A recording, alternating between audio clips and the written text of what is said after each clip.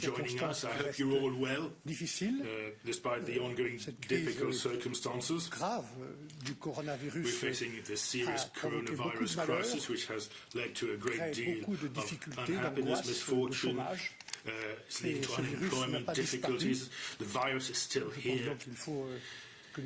So we all have to be vigilant and stay. But I'm delighted to be with you again, virtually or otherwise. Mr. Barnier also thanks the interpreters for making this communication possible. You're welcome. He also says we help people understand each other well. We hope so. From the start of these negotiations, our objective was to make parallel progress on all the subjects of our future relationship. There are many such subjects because we are truly ambitious when it comes to this future relationship. And as I've said at the last round, for that to be possible, we needed to get rid of 4 serious areas of blockages on fishing and open and fair competition on so-called level playing field. These are 2 elements that are absolutely essential and cannot be separated out from trade as we work towards a new economic partnership with the UK. Secondly, guarantees on fundamental rights. We need this to establish police and judicial cooperation in criminal matters that is close and tight. Third point, governance of the future partnership. This week, therefore, along with the UK delegation and David Frost, we agreed that we'd set a lot of time in our negotiation period for those 4 areas. And I'd like to thank David Frost and the 2 teams for the climate of mutual respect and the effort in the negotiations. Both sides showed great respect for each other. They did very good work in these difficult circumstances, and I'd like to pay tribute to the professionalism of all concerned. However, at the end of this week, this latest week of negotiations, I still have my responsibility under the aegis of our President, Ursula von der Leyen. I am the EU's negotiator, and my responsibility is to speak the truth.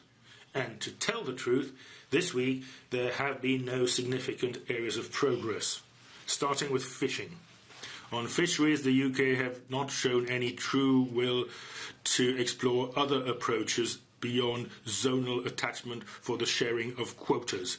They continue to condition access to waters to an annual negotiation, which is not possible for us, not even technically possible. The EU wants to construct a stable economic partnership. That's always been our desire. Next point, level playing field. Economic fair play, trade fair play. No progress there either, despite the fact that, as I said, on this week we tried to focus on certain topics in particular, on subjects in particular that we thought were closer to reaching agreement, such as things like the non-regression mechanisms when it came to social, environmental, climate-related tax and fiscal matters and sustainable development. So no progress there either. And then on governance for the future partnership, we're still a long way away from the framework we wanted, establishing legal links between our different areas of cooperation for a cross-cutting governance framework. Finally, on law enforcement, judicial cooperation and police cooperation, we were able to have a more constructive discussion on the issues of commitments arising from the European Convention of Human Rights. But there are still some important questions open as to how all that would be reflected in the agreement itself. So, ladies and gentlemen, on these points, as on other points, all we're asking for is for the political declaration to be respected and complied with. There has been no significant progress on these points, as I've said, not since the start of the negotiations. And I don't think we can go on like this forever. On top of that, the UK, as you know, have refused to extend the transition period, in other words, to allow for more time for negotiations. From our side, as indeed was already pointed out by President Ursula von der Leyen several months ago, we have always been open on our side, open to extending this period by 1 or 2 years. It's possible and written into the agreement. Our door is still open to that end. However, if there is no joint decision towards such an extension, as we understand it the case now, if there is no change, the UK will leave the single market and the customs union on the 30th of December. That's less than 7 months away from now. Now, if we take into account what we have to have in terms of time to ratify an agreement, we have to have a legal text at the latest on the 31st of October. And that leaves us about 5 months, give or take. A wee bit less, in fact. We have to use this time as efficiently as possible, therefore. Indeed, last week I'd already proposed to David Frost that we should accompany the next rounds of negotiations on all subjects through, as of the start of June, which would be the next round, as end of June, the last round. At the end of June, more concentrated, focused work on the more difficult points. I hope this will give a new boost to the 11 negotiation tables as such. And by the way, I also hope that we'll be able to start meeting face-to-face again by the end of June, which is when the next timeline is supposed to be. I think it'll work better. It'll be more effective and easier. We still have roughly 5 months, and I will continue to obviously work with my team and keeping full transparency with the 27 member states and Parliament, European Parliament as well.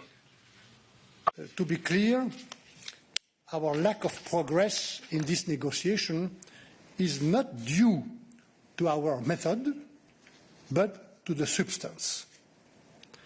We must stick to our commitments if we want to move forward. We engaged in this negotiation on the basis of a joint political declaration that clearly sets out the terms of our future partnership. This document is available in all languages, including English. It is not difficult to read, good weekend reading, if I may say. And this declaration was negotiated with Prime Minister Johnson himself. It was approved by the leaders of the 27 member states at the European Council in October 2019. It has the backing of the European Parliament also. It is for us, and it will remain for us, the only valid reference, the only relevant precedent in this negotiation, as it was agreed by both sides. Yet, round after round, our British counterparts seek to distance themselves from this common basis. Let me give you 4 concrete examples, referring precisely to the text of the political declaration. First, the Prime Minister Johnson agreed in paragraph 77 that, I quote, given our geographical proximity and economic interdependence, our future agreement must encompass robust commitments to prevent distortions of trade and unfair competitive advantages. This is what, together, we chose to call the level playing field. In this paragraph, the Prime Minister Boris Johnson agreed to uphold the common high standards applicable in the Union and the UK at the end of the transition period on these areas stated competition, social and employment standards, environment, climate change and relevant tax matters. We are today very far from this objective. 2. Prime Minister Johnson agreed in paragraph 66 on civil nuclear cooperation to maintain our existing high standards of nuclear safety. We are very far from this objective. 3. Prime Minister Boris Johnson agreed in paragraph 82 that our agreement should cover anti-money laundering and counter-terrorism financing. We are very far from this objective. 4.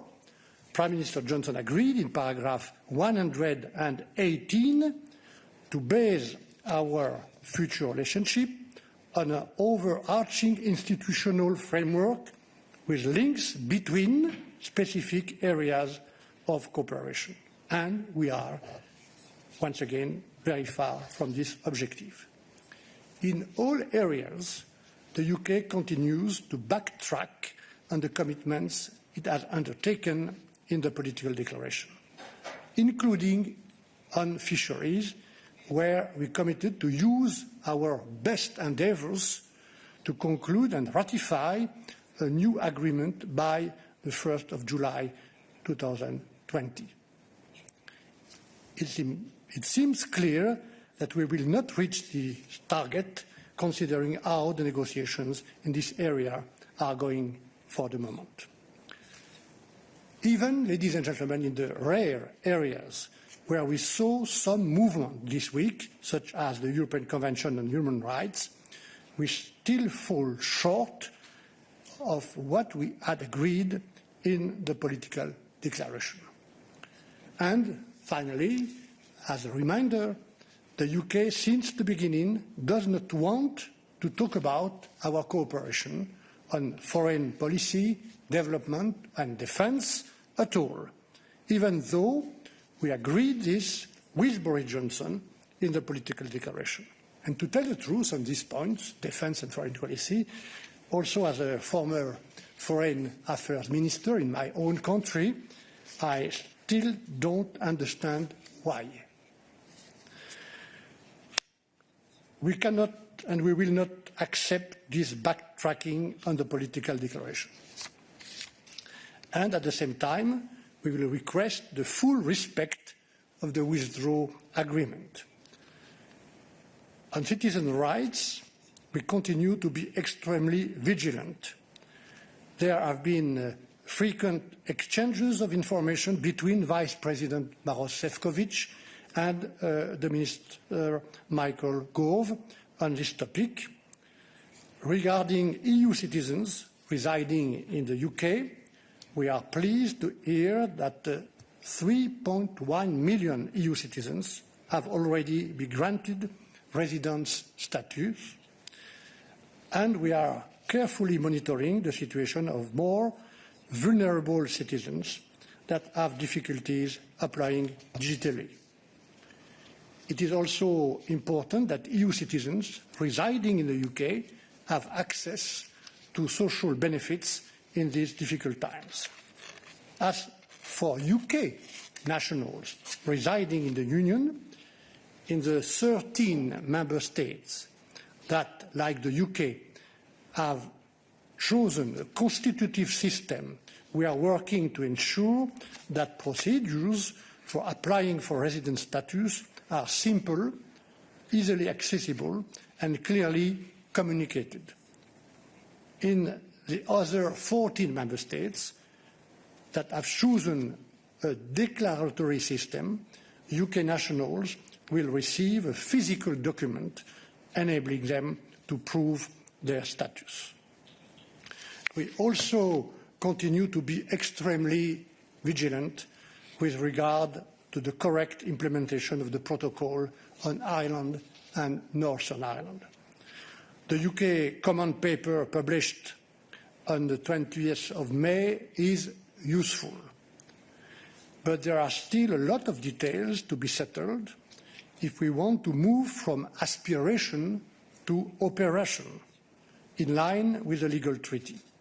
Furthermore, some of the objectives set out in this common paper, such as avoiding exit declarations on goods moving from Northern Ireland to Great Britain, are incompatible with the legal commitments accepted by the UK in the protocol. So we really need to work more on the technical details. Only a precise and rigorous implementation of the withdrawal agreement can create the confidence we need to build our future partnership. The 27 member states and the European Parliament have been very clear about this, including in our negotiating mandate. Voilà, mesdames et messieurs. So, ladies and gentlemen, in the coming days, I will have an opportunity. The Commission will be able to take stock with President Charles Michel, with the 27 member states, with the President of the European Parliament and the European Parliament's coordination group led by David McAllister. During the month of June, we will have a second meeting of the Joint Committee on the Withdrawal Agreement and its implementation, which will take place on the 12th of June. And then we will have the high-level meeting, which we agreed to, no surprise, in the political declaration, which I mentioned several times.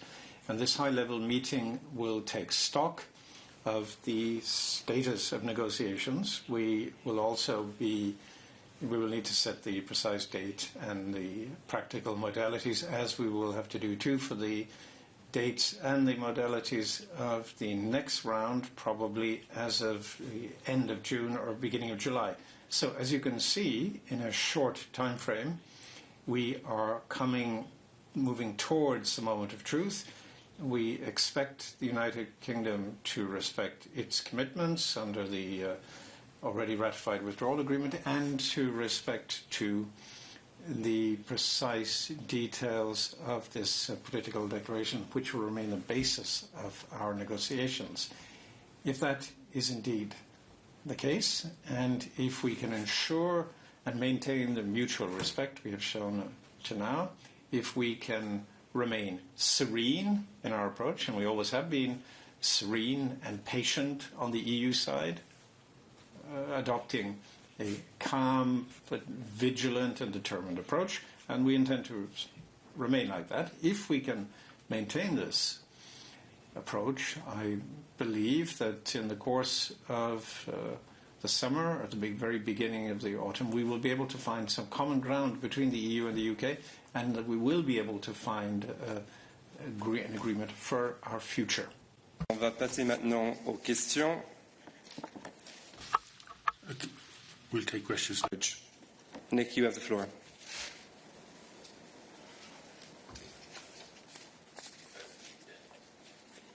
Nick, press speak. Thank you. Yeah, that's what I'm trying. I'm just trying the camera. Brilliant. There we go. Thanks very much, Dan. Hello, Mr. Barnier. I actually... Oh, can you hear me? Yeah, brilliant. I actually had a question about something you didn't mention in your remarks, Mr. Barnier, which is state aid. This came up in David Frost's letter to you quite prominently, and it's clear that it's quite a big blockage in the level playing field side of the talks, and that the UK, are simply not going to accept the EU state aid demands as they are. David Frost called them egregious. In your reply to him, you said on the level playing field, and you listed state aid, that it didn't mean the UK would be bound by EU law after the end of the transition. But your own mandate says that the envisaged partnership with the UK should ensure the application of EU state aid rules. So is this an area that you're prepared to compromise on? And can you do so without the member states changing your mandate? Thank you.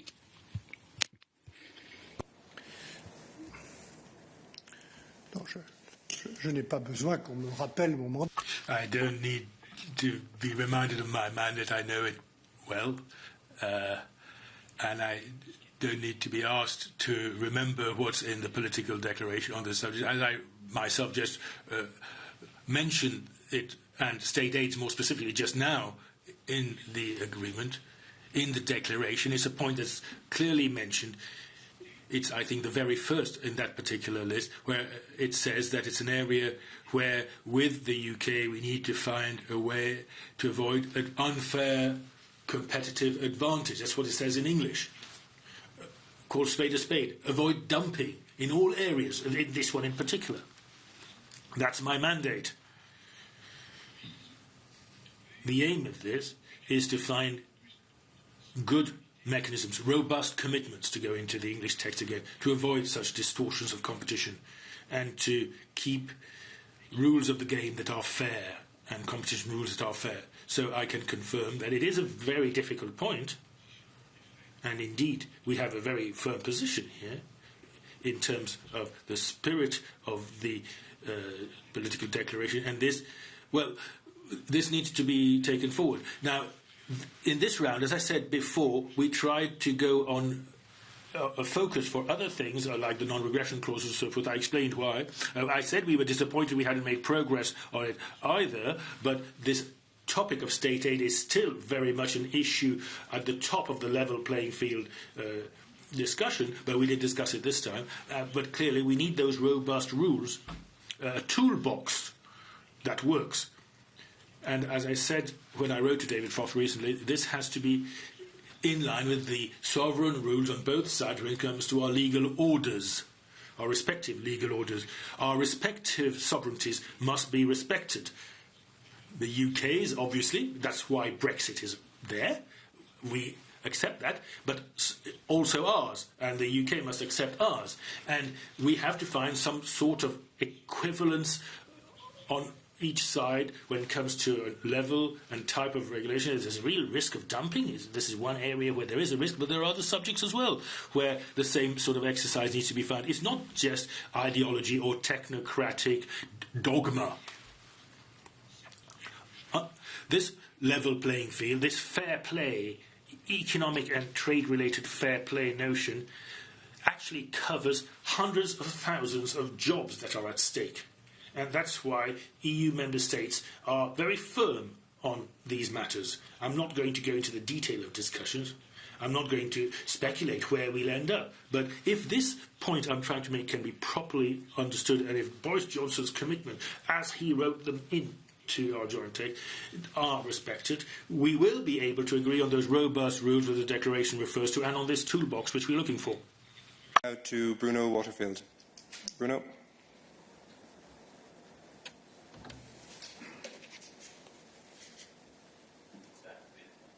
You need to activate your mic, Bruno.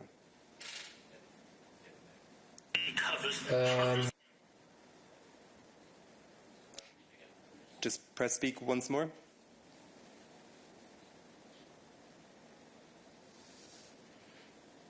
Got me?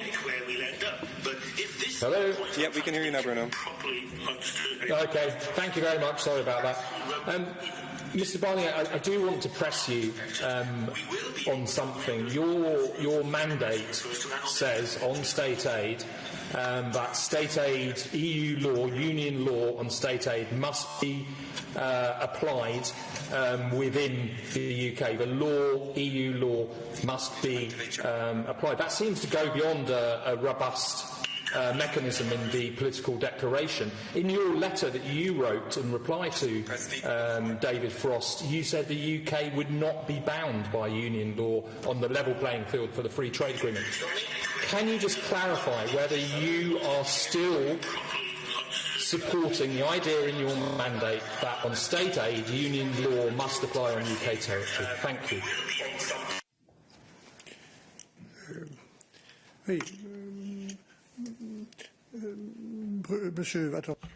Yes. You don't need to worry about putting pressure on me.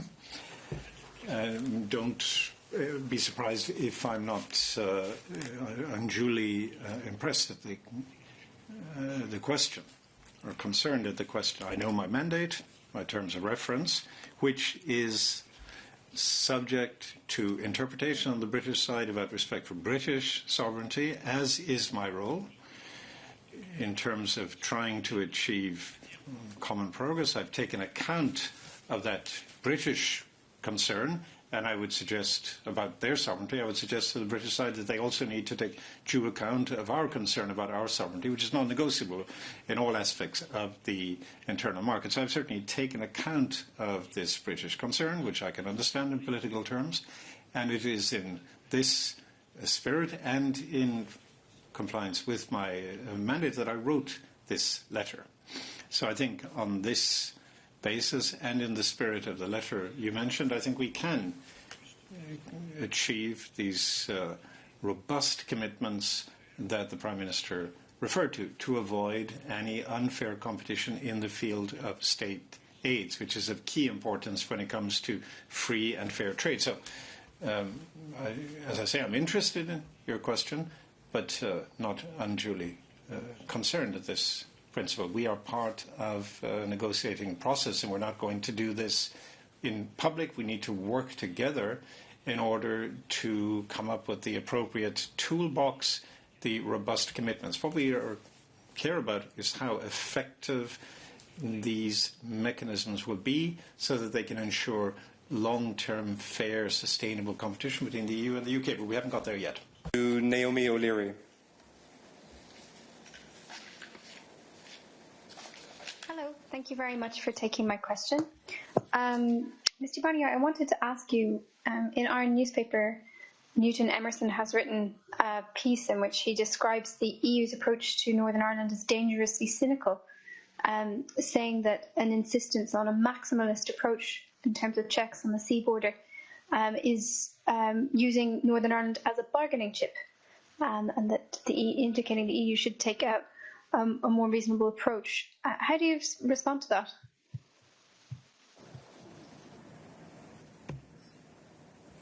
Oui. J'ai lu cet article de Newton Emerson. I read the article you referred to, Newton Emerson's article. In another newspaper, I read something else, a very useful document, a very interesting document, I should say. It was from the Northern Irish Business Brexit Working Group, people I'm well familiar with, and my team works closely with this body. I've met them before, so I read that too.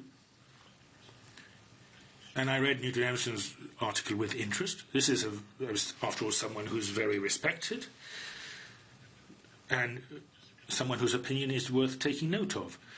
Now, in this case, I'd just like to take a minute to say a wee bit more about what's in this protocol, what this agreement contains, this Irish and Northern Ireland protocol. We worked day and night for 3 years to find solutions in this area. We're dealing with a complex, serious situation, not one we created. It's created by the fact of Brexit and by the fact that, being part of the United Kingdom, the north of Ireland, Northern Ireland, will lead the EU and later the customs union and the single market. For 3 years, with the previous negotiation team, in the withdrawal agreement negotiations, and since then we've been working to find solutions to this complex solution, as I've said, on both sides of the border. We sought and we found ways of dealing with many problems at the same time. That's what makes for the complexity on both sides of the border. The Good Friday-Belfast agreement has to be preserved. That's what we have to do, which means no land border. It's a condition for peace. It's our priority for all people to preserve that. The second point is North-South cooperation. Thirdly is the internal market's own integrity. But that's not just a technical matter.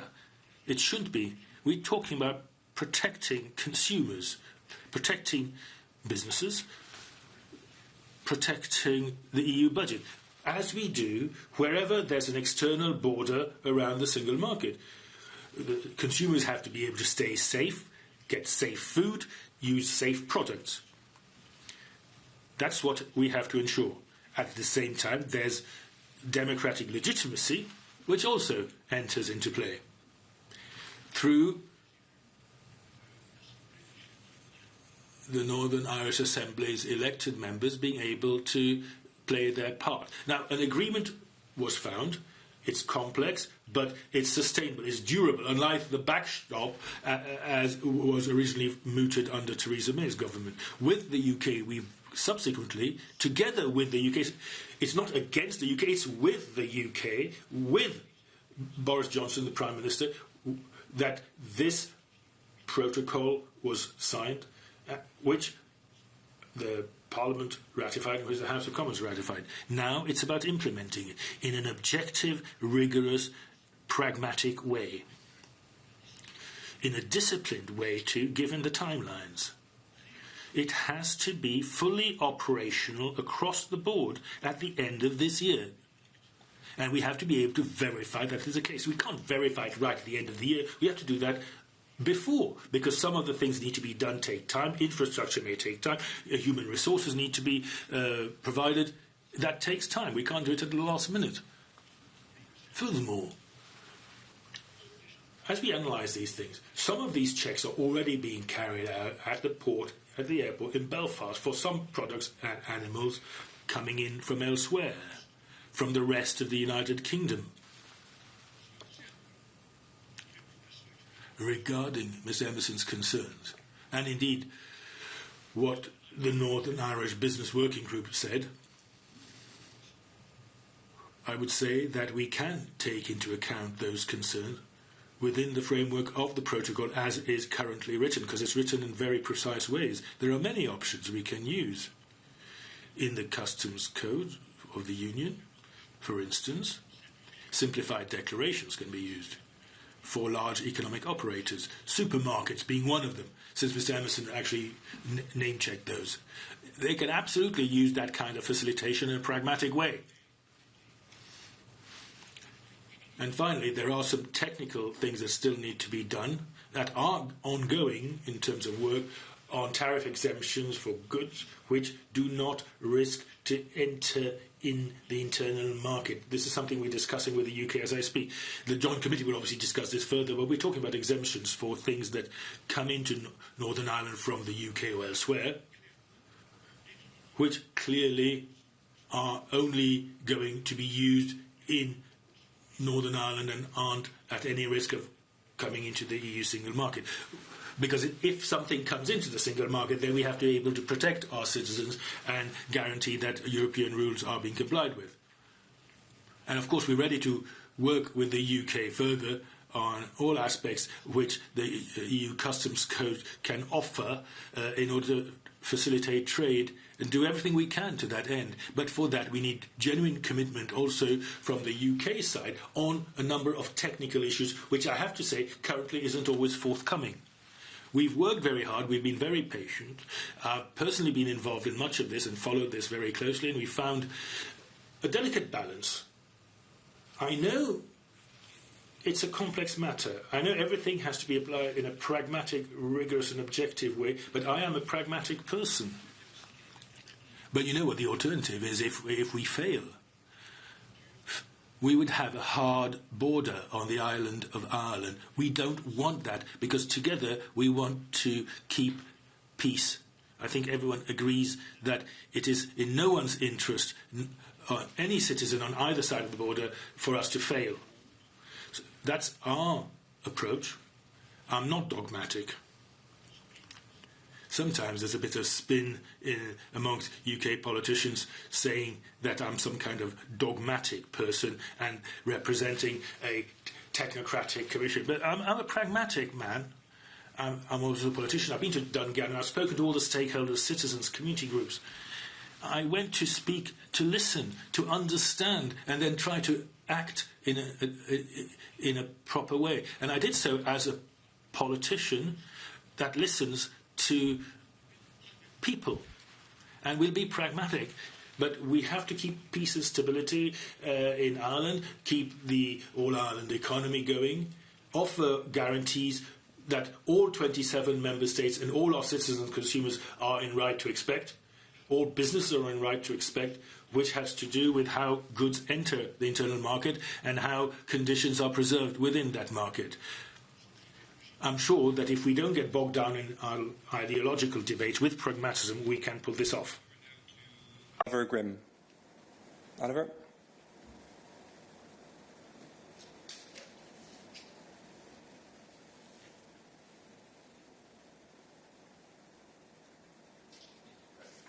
You need to press speak, Oliver.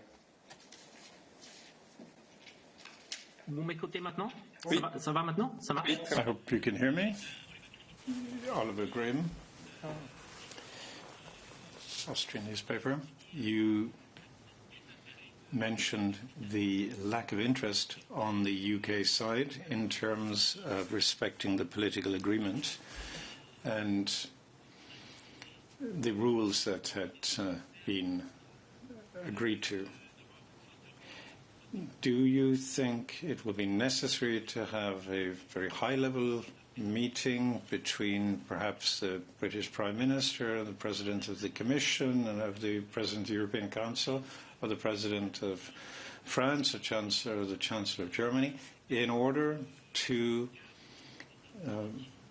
recall the importance of this negotiating framework and the need to overcome this stalemate, the current stalemate? Thank you.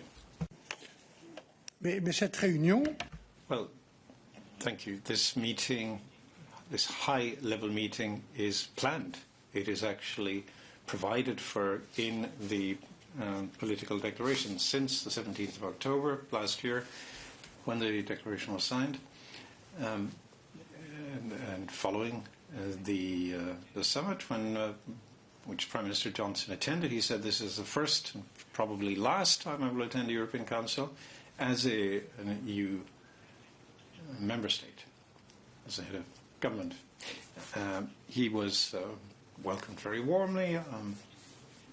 The President Michel was present, and President von der Leyen, and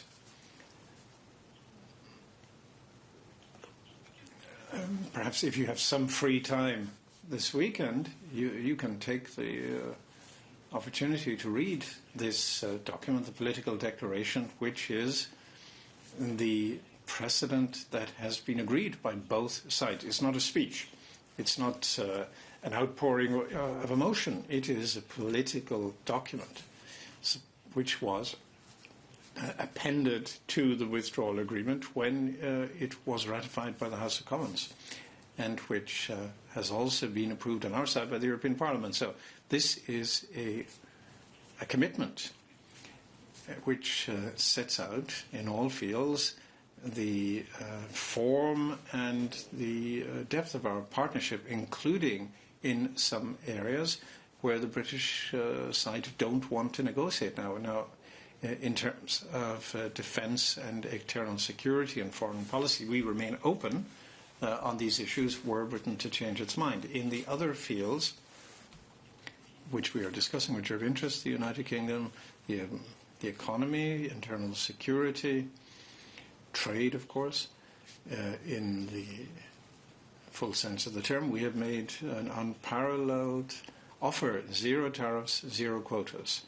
And that's the only possible solution in such short negotiations with other third country partners. It took 3, 4, 5 or more years with Canada, South Korea or Japan. So in such a short time frame, that's really all we can do. And we need to do it because it's in our joint interest: zero tariffs, zero quotas. But that cannot go hand in hand with a lack of any guarantees on a level playing field. That's essential. So I'm answering at some length, but yes, there is a meeting planned between the European leaders and President von der Leyen, who will be negotiating on behalf of the European Commission, and Boris Johnson, and will be an opportunity again to put this question: do you remain committed to the political declaration? As I was saying earlier in my conclusion, if the answer is yes, and the text is quite precise on that, we are talking about giving legal force to a political declaration. That's what the negotiations are all about. If the answer is yes, which we hope, then we can and will be able to reach agreement. Since we're talking about the EU's vital interests, and we're talking about access conditions for a third country to another market of 450 million people, 22 million companies, businesses, in terms of the robust guarantees we need on the level playing field, a fair and balanced agreement on fisheries, on horizontal governance of our future agreement, and in terms of respecting a number of fundamental principles on citizens' rights in terms of civil and judicial cooperation. We need these guarantees, and we will not change our position on this. These are of key importance in protecting our internal market. One or two more very quick questions. I'll give the floor to Jennifer Rankin.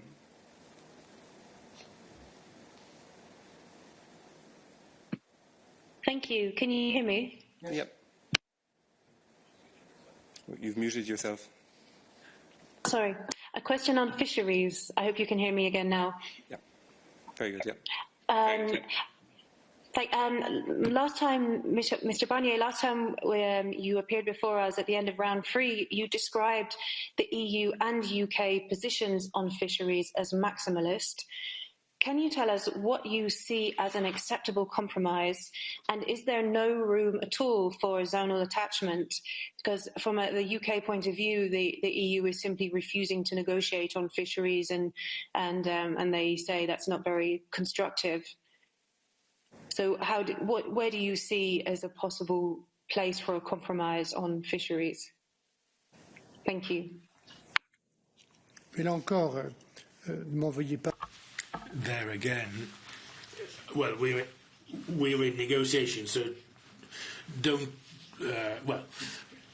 We try to be transparent because we think we ought to, and it's an attitude we cleave to.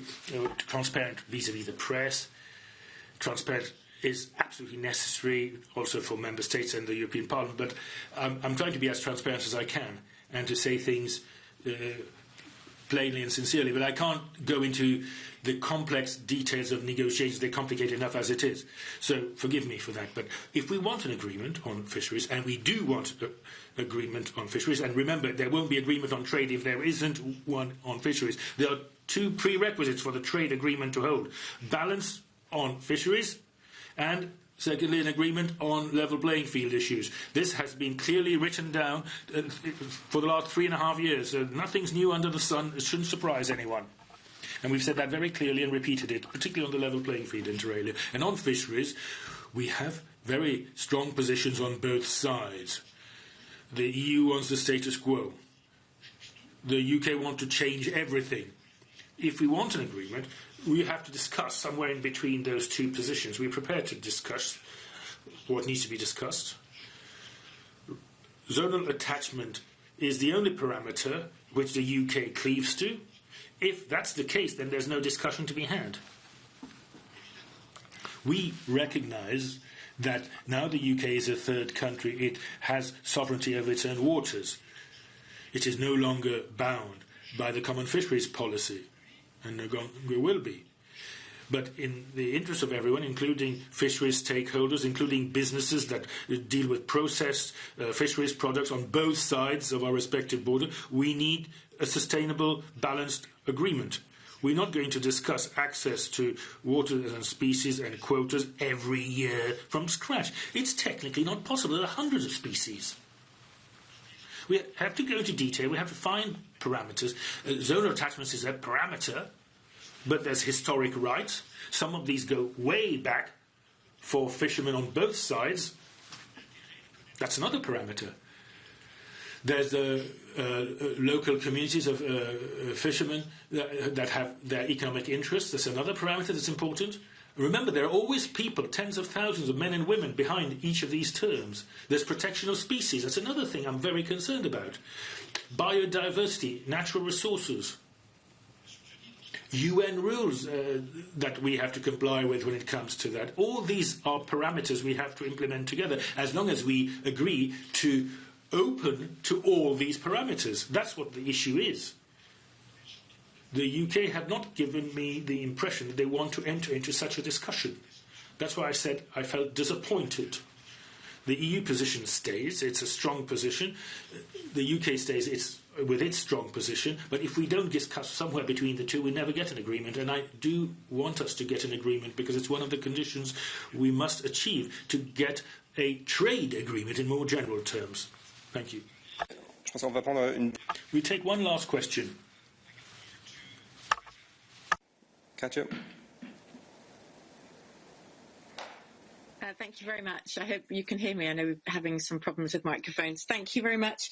Mr. Barnier, you said that you hope that the summit between Boris Johnson, Ursula von der Leyen and Charles Michel might inject some dynamism. Is this because you think that there has been no progress so far because you need politicians to intervene in order to find compromise between the two sides? And is it your feeling, you said you are a politician, not a technocrat, that actually we're going towards a sort of a déjà vu scenario like we had last autumn, another autumn of fraught negotiations where things will be done very much at the last minute? And is it possible to do this last minute? Thank you very much.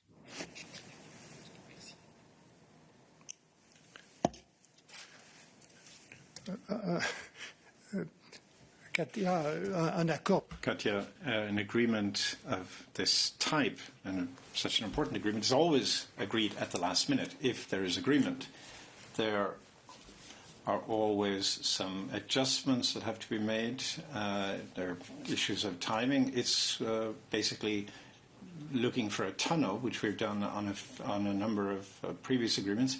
Perhaps at the end of the negotiations in October, we will no doubt need a very intensive round in order to get to the crossing, to the finishing line. But we're not there yet.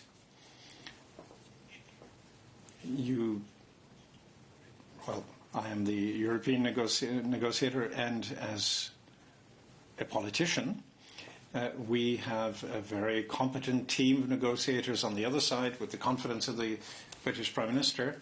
So, of course, we have a lot of technical issues to be ironed out. The work we've been doing over the last 4 months has been useful in terms of explaining, clarifying, confronting points of view, reaching convergence, and that will be the basis of the future agreement. But I think in terms of the continuing divergences on the fundamental points I've already mentioned, we're really going to need the coming 3 or 4 months. Even if we work more intensively in July, August and September, we're going to go right up to the line in October to find an agreement.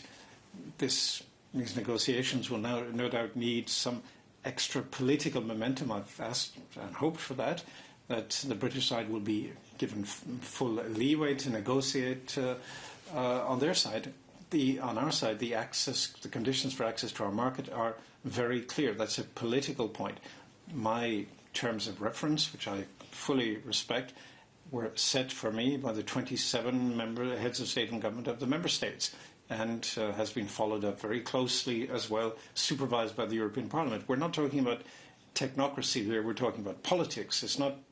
I'm not a technocrat or a bureaucrat. We're politicians, and we need all the experts, the expert opinion, to provide technical and expert insight. We're talking about finding stable political commitments which are set out in this political declaration.